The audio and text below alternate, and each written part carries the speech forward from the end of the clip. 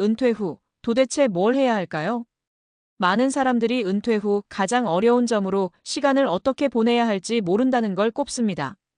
경제적인 준비만큼이나 중요한 게 바로 삶의 의미와 일상의 활력을 유지하는 것이죠. 그렇다면 어떻게 하면 은퇴 후 무료함에서 벗어나 의미 있는 시간을 보낼 수 있을까요?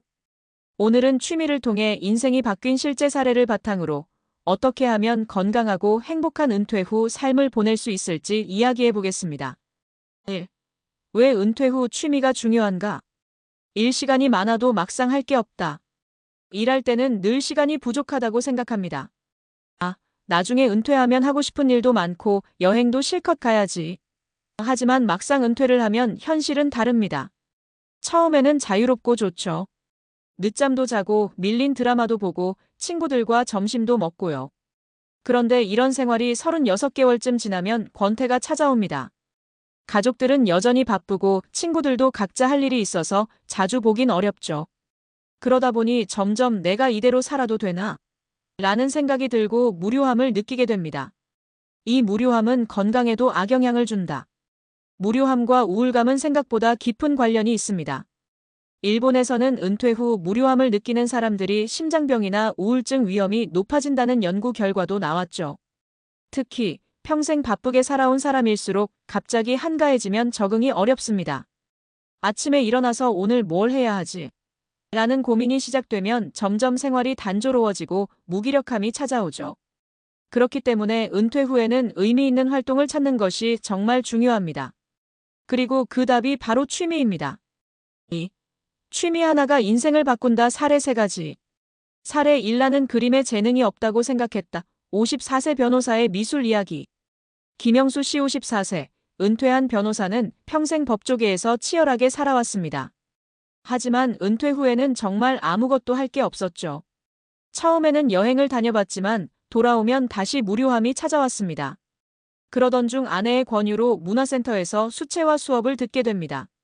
처음엔 그저 시간을 때우려는 생각이었죠. 그런데 막상 붓을 잡아보니 이상하게 마음이 편안해지는 걸 느꼈습니다. 그리고 몇 달 후, 그는 자신의 그림을 SNS에 올리기 시작했습니다.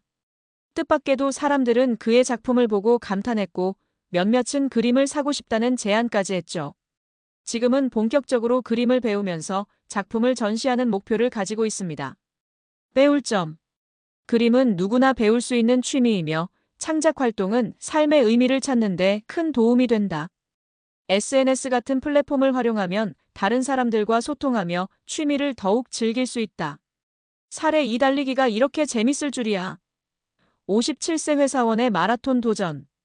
이정숙 씨 57세는 평생 사무직으로 일하며 운동과는 거리가 먼 삶을 살았습니다.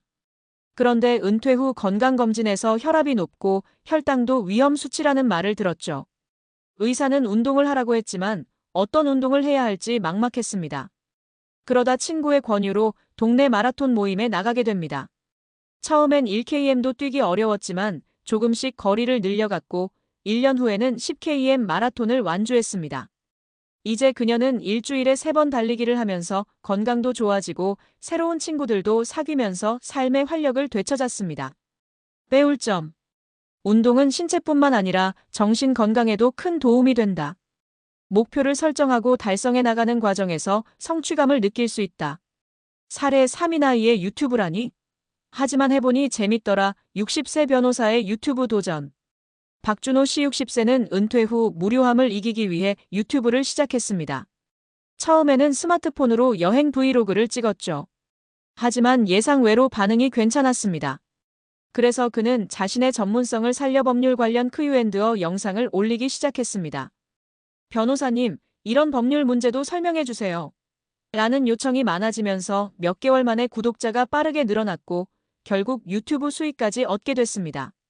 지금은 은퇴한 변호사의 생활이라는 주제로 다양한 콘텐츠를 만들면서 제2의 직업을 갖게 되었죠.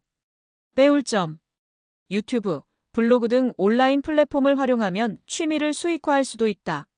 자신이 가진 경험과 지식을 공유하는 것만으로도 많은 사람들에게 도움이 될 수 있다. 3. 취미를 찾을 때 고려할 점. 은퇴 후 취미를 찾을 때는 지속 가능한 것이 중요합니다. 다음 기준을 참고해 보세요. 흥미가 있는가? 억지로 하는 건 오래가지 않습니다. 조금이라도 관심이 있는 걸 선택하세요. 꾸준히 할 수 있는가? 매일 또는 정기적으로 할 수 있는 취미가 좋습니다.